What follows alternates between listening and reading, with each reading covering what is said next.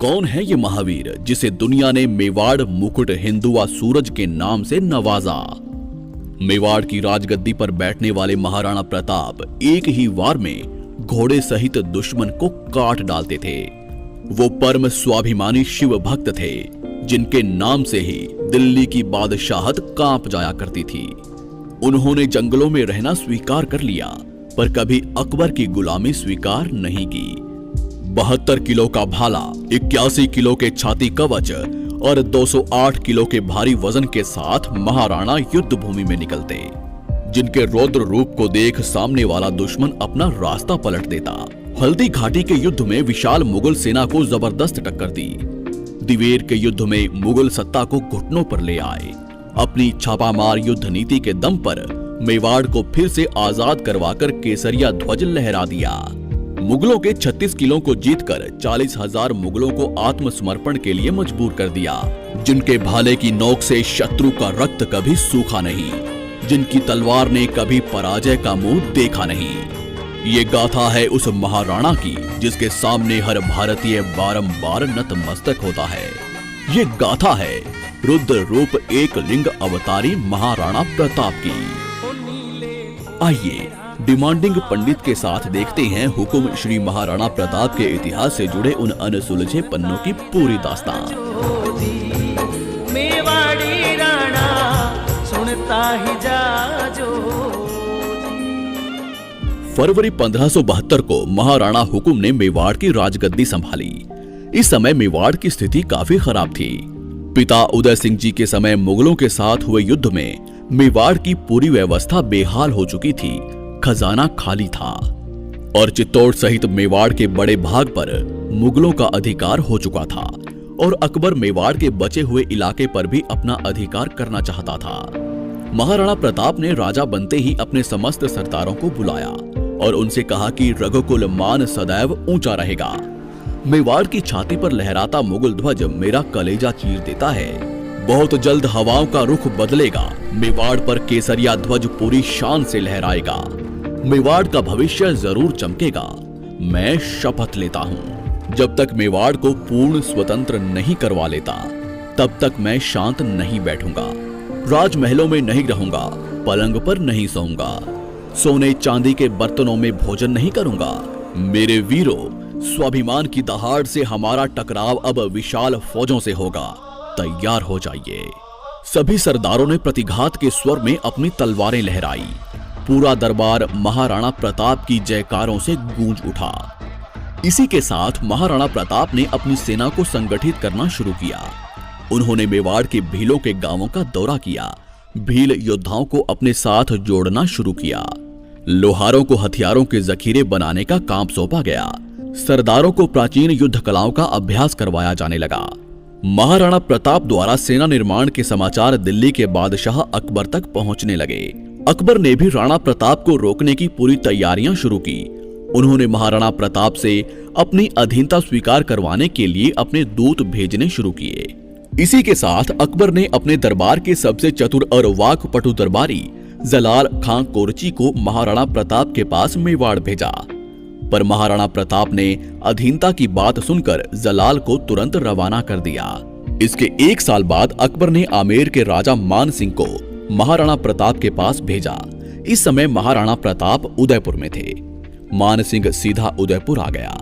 महाराणा हुकुम ने मान सिंह का एक अतिथि की तरह सत्कार किया। महाराणा प्रताप उदय सागर झील तक मान सिंह का स्वागत करने के लिए आए। इस झील के सामने वाले टीले पर आमेर के राजा के लिए दावत की व्यवस्था की गई थी। भोजन तैयार हो जाने पर मान सिंह को बुलावा भेजा गया।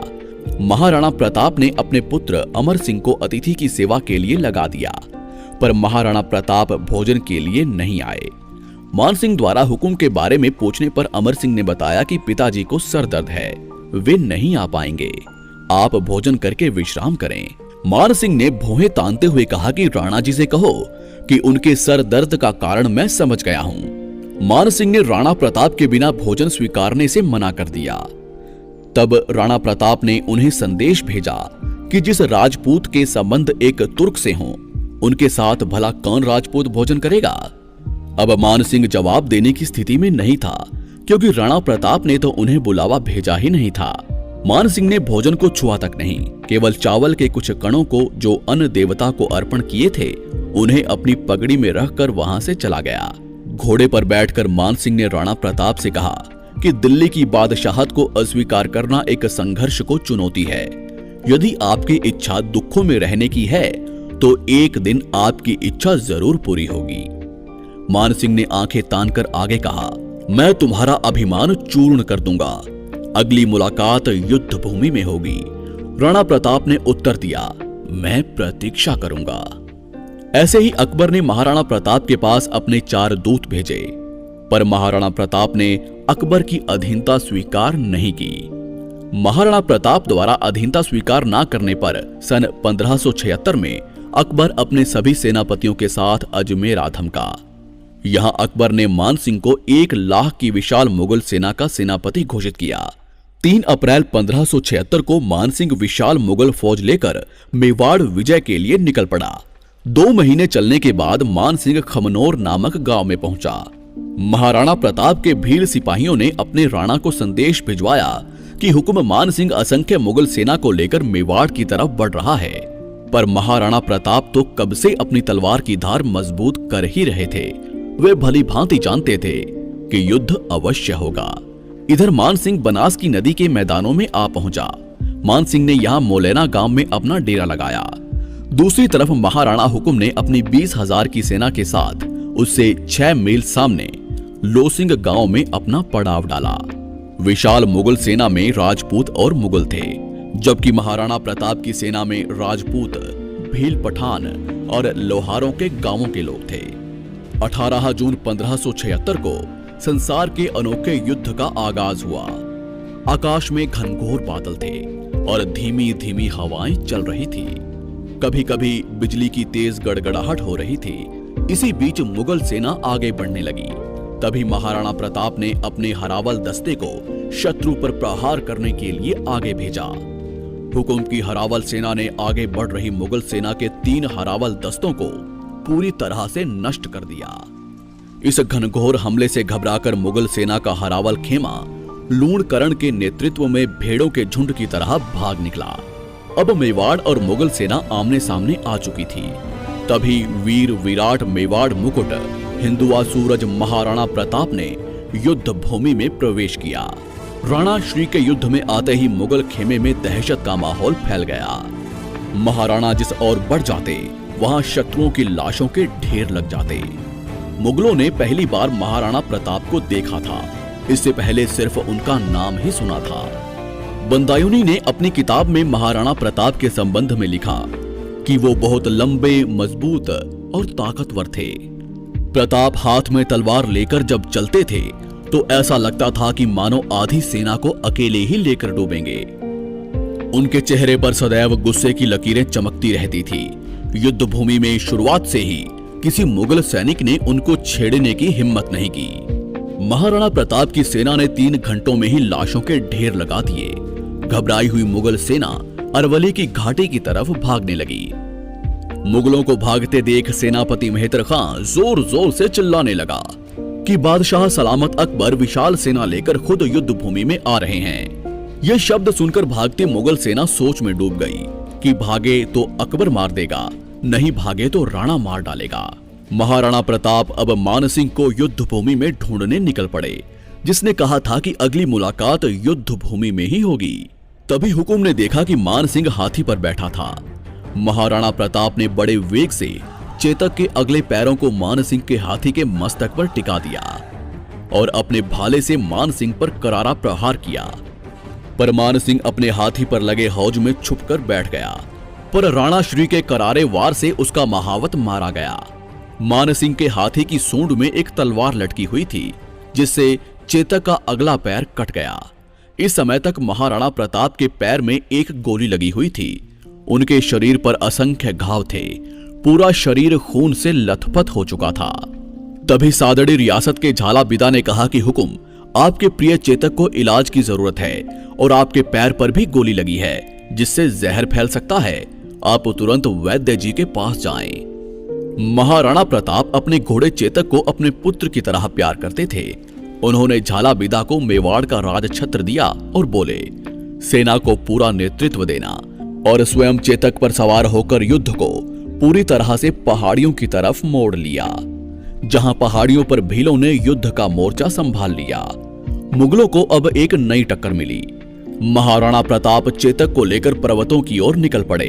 यहां चेतक ने 26 फीट की गहरी खाई को कूदकर पार कर लिया और बलीचा गांव में घायल चेतक नीचे गिरकर बेहोश हो गया।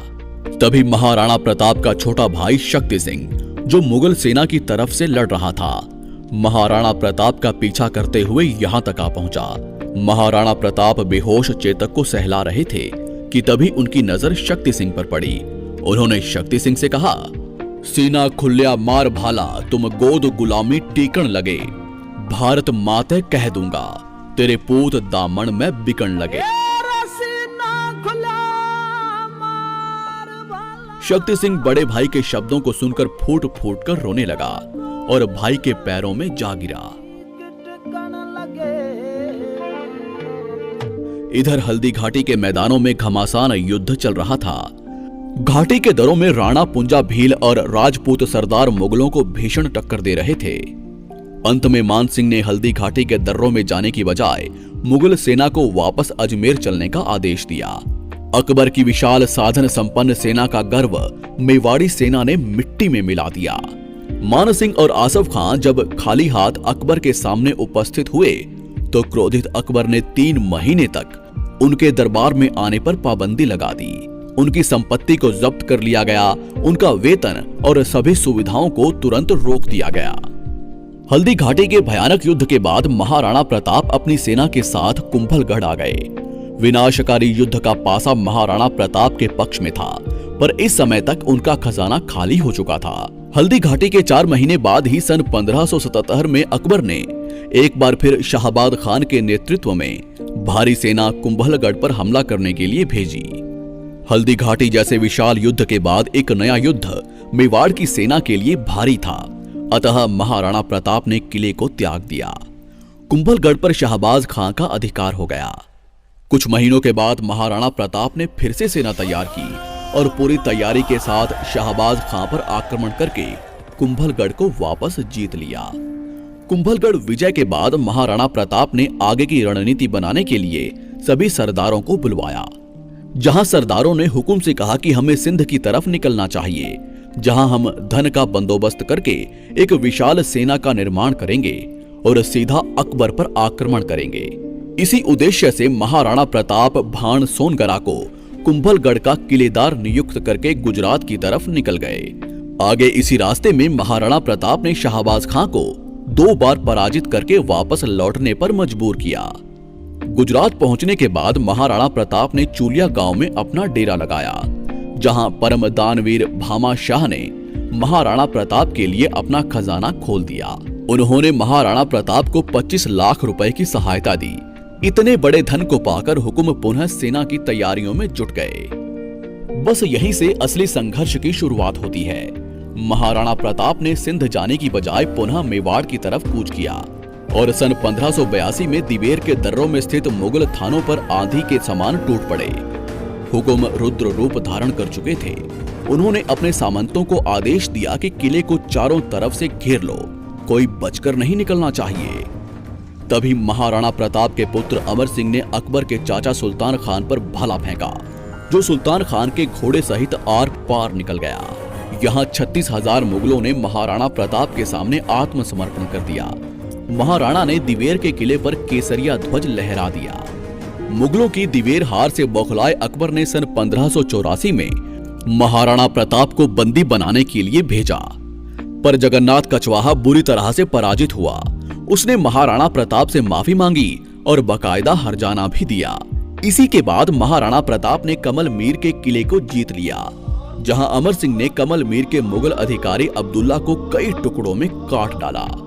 इन्हीं लगातार जीतों के बाद 1585 में महाराणा प्रताप ने चावंड को जीतकर उसे अपनी राजधानी बनाया, जिसके बाद उन्होंने लगातार एक एक करके मुगलों के 32 किलों को जीतकर अकबर की नींदें हराम कर दी। मान सिंह से उसके देशद्रोह का बदला लेने के लिए महाराणा प्रताप ने अपनी सेना लेकर आमेर के मालपुरा पर आक्रमण किया। जहां से उन्होंने मान सिंह की बेशुमार दौलत को अपने कब्जे में लिया। अकबर ने स्वीकार कर लिया था कि राजपुताने के इस शेर को कोई कैद नहीं कर सकता। उसने अब महाराणा प्रताप को ना छेड़ने में ही अपनी भलाई समझी। इसके बाद 12 सालों तक महाराणा प्रताप ने ऐसा शासन किया कि मेवाड़ के व्यापार को 4 चांद लग गए।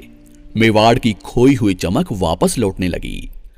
19 जनवरी 1597 को 57 वर्ष की आयु में हुक्म शेर के शिकार पर निकले थे, जहां धनुष की प्रत्यंचा खींचते हुए हुक्म देवलोक सिधार गए। वीर शिरोमणि महाराणा प्रताप की देशभक्ति और अमर स्वाभिमान ने हर भारतीय के मन में उनके लिए अपार सम्मान जागृत किया। कवियों ने भी अपनी कलम से महाराणा की कीर्ति का कुछ यूं बखान किया। धर्म रहेगा और पृथ्वी भी रहेगी, पर मुगल साम्राज्य एक दिन नष्ट हो जाएगा। अतः हे राणा, विशंभर भगवान के भरोसे अपने निश्चय को अटल रखना। अब्दुल रहीम खान ए खाना, जिसने अपने घोड़ों को कभी शाही सेना में भेजकर दाग नहीं लगवाया, जिसने अपनी पगड़ी किसी के सामने नहीं झुकाई, उसके शासनकाल में जनता को किसी से कोई भय नहीं रहा। उसकी तलवार और भाला ही उसका सच्चा साथी था। वो वैदिक मार्ग का अनुयायी था, जिसने अनेक मंदिरों का निर्माण करवाया। उसके शत्रु भी उसकी वीरता और स्वाभिमान के सामने झुक जाते थे। उसकी शपथ थी, प्रताप के इस मुख से अकबर के लिए सदैव तुर्क ही निकलेगा। अतः हे राणा, जब जब भी कलम महाराणा प्रताप लिखेगी, तब तब सिर्फ महान, महान और महान ही लिखा जाएगा। दोस्तों, इस वीडियो को बनाने में बहुत मेहनत लगी है। कृपया इस वीडियो को अधिक से अधिक लाइक कीजिएगा। चैनल को सब्सक्राइब करके बेल आइकन जरूर दबाइएगा।